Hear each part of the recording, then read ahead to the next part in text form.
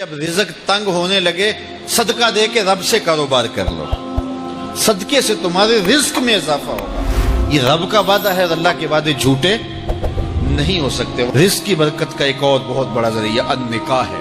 فرمایا اگر تم نکاح کرو گے، تم فقیر ہو وہ تمہیں غنی کر دے گا۔ لوگ کہتے ہیں بچہ پیروں پہ کھڑا ہو لے تو پھر نکاح کریں گے۔ اللہ کہتا ہے تم نکاح کرو، ہم پیروں پہ کھڑا کر دیں گے۔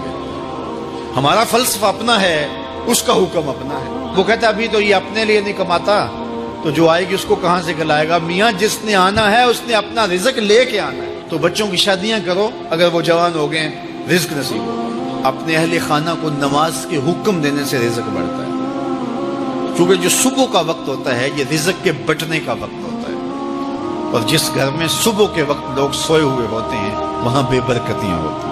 تو طلوع فجر سے لے کر کے طلوع آفتاب تک اپنی اولاد کو، بیوی کو، بچوں کو نہ سونے دیں۔ اس وقت رزق بٹنے کے لمحے ہوتے ہیں۔ کثیر دعائیں مانگیں، تلاوت کلام مجید پڑھیں، اور نماز فجر مرد حضرات مسجدوں میں جا کے باجماعت ادا کریں، اور گھروں میں جو ہے وہ بیٹیاں بہنیں مصلے بچھا لیں، تو اللہ کی رحمتوں کا نزول ہوگا۔ اب ایک حدیث میں رزق کے اضافے کا ایک اور نسخہ ارشاد کیا گیا۔ میرے حضور نے فرمایا جو شخص یہ چاہتا ہے کہ اس کے رزق میں برکتیں ہوں اور اس کی عمر میں اضافہ ہو، تو وہ اپنے رشتہ داروں کے ساتھ سلوک اچھا کرے۔ رشتہ داروں کے ساتھ اگر اچھا سلوک کرو گے تو پھر تمہارے رزق میں برکت ہو۔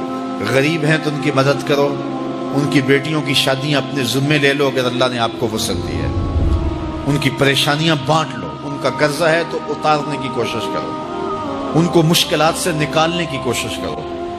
تم ان کو مشکلات سے نکالو گے، اللہ تمہیں مشکلوں سے نکالے گا۔ تمہارے رزق میں بھی برکتیں ہوگی اور تمہارے مال میں بھی برکتیں ہوں۔ فرمایا بہتر صدقہ وہ ہے جو ناراض غریب رشتہ دار کو دیا جائے۔ اگر وہ پھنس گیا ہے، مجبور ہے، ناراض ہے، تو اس کو اگر دیں گے تمہارا نفس اس میں شامل نہیں ہوگا، تو یہ افضل صدقہ ہے جو ہر صورت میں قبول ہی قبول ہے۔ رزق کے اضافے کا ایک اور سبب الاحسان الی الضعفاء، جو کمزور لوگ ہیں ان کے ساتھ اس نے سلوک کرنا۔